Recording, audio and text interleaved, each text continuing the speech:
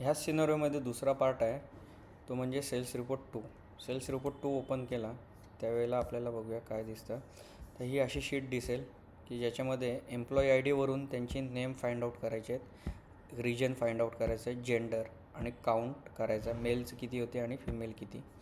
मग हे कसं करणार, तर दुसरी शीटमधनं आपल्याला फाइंड आउट करायचा आहे डेटा. तर कशावरनं, कुठच्या बेसिसवर करायचं आहे, तर एम्प्लॉई आय डीच्या बेसिसवर.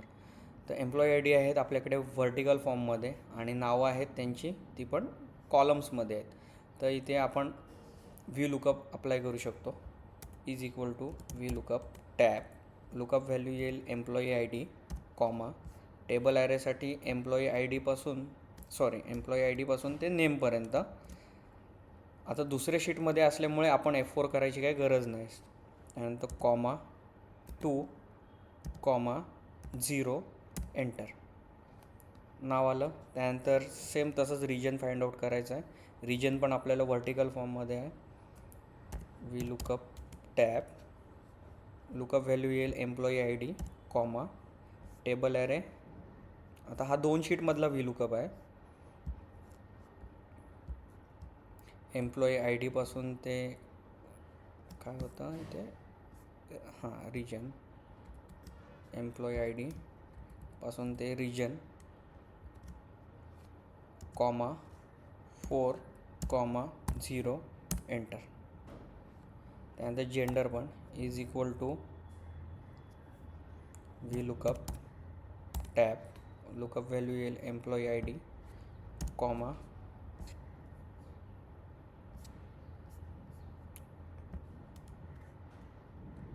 जेंडर कॉमा 3 कॉमा 0 आणि एंटर. ओके. आता ह्या तिघांना पण मी काय करेन, कॉपी करून पेस्ट करून टाकेन. ओके. आता झूम आउट करतो थोडं, म्हणजे मला पण मूव करायला बरं पडेल.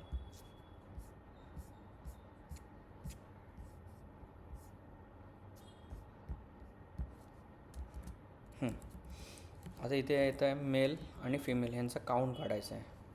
तर इथे मी अप्लाय करणार काउंट इफचा फॉर्म्युला. कारण काय करणार, तर तो ह्या डेटामध्ये मेल हे नाव किती वेळा रिपीट झालं आहे, तर रिपिटेशन काउंट करायचं असतं. त्या वेळेला आपण काउंट इफचा फॉर्म्युला वापरणार. Is equal to is equal to count if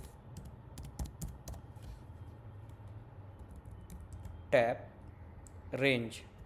कुठच्या डेटाबेसमध्ये शोधायचं आपल्याला, तर ह्या डेटाबेसमध्ये. पहिल्यापासून घेऊया आपण, एस्केप करतो, zoom out. Is equal to count if tab, ही झाली रेंज,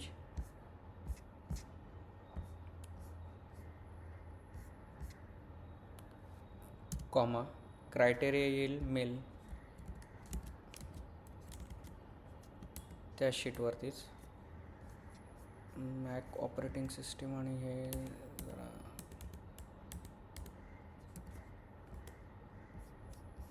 परत लावतो. Is equal to count if tab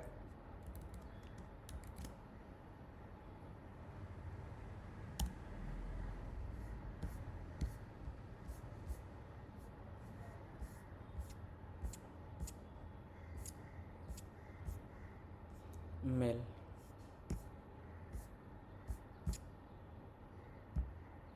आणि एंटर. तसंच फिमेलसाठी count if tab range comma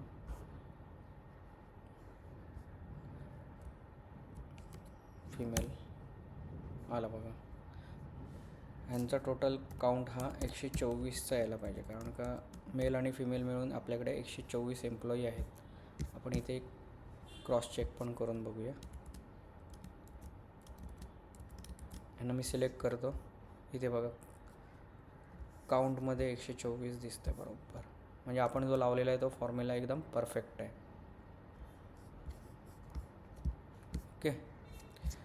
हे झालं शीट 1वरचं.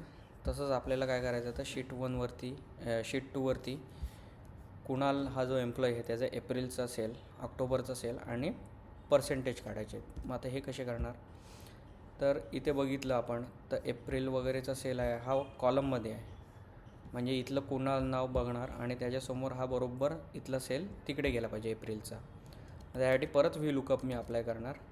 आता कसं अप्लाय करणार, जसं अगोदर केला होता तसाच, is equal to V lookup tab lookup value नाव कॉमा टेबल ॲरे, आपल्याला त्या टेबलमध्ये जायला लागणार आणि नेमपासून मी सिलेक्ट करणार एप्रिलपर्यंत 7वा कॉलम आहे. ठीक आहे, ह्याला मी सिलेक्ट केलं, कॉमा 7,0 एंटर. त्यानंतर तसंच मी काय करणार, ऑक्टोबरचा सेल घेणार, is equal to V lookup tab lookup value Kunal comma table array नेमपासून ते ऑक्टोबरपर्यंतचाच डेटा 13, कॉमा 0 आणि एंटर. आला बघा. तसंच सेम पर्सेंटेज अचिव्हमेंटचे पर्सेंटेज काढायचे, V lookup tab lookup value comma table array. तुम्ही विंडोज जर यूज करत असाल तर ऑल टॅबने होऊ शकता, ह्याच्यात स्क्रोल करायला लागतं.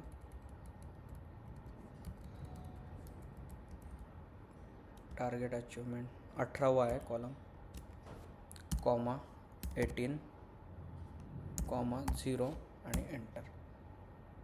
आता बघूया काय चूक झाली ती, मी डिलीट करतो, परत लावतो.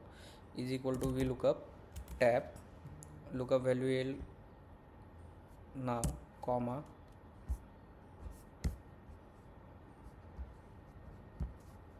त्यानंतर नावापासूनच पर्सेंटेज 17वा आहे कॉलम नावापासून. मी ते माझ्यामध्ये एम्प्लॉई आय डीपासून सिलेक्ट केलं असेल मगाशी, म्हणून तो येणे आला. तर ही पण एक लर्निंग आहे. तुम्हाला लुकअप व्हॅल्यूचा जो कॉलम आहे तिथपासूनच स्टार्ट करायचं आहे. 17,0 एंटर आला. आता ह्याच तिघांना पण मी काय करू शकतो, कॉपी करून पेस्ट करू शकतो.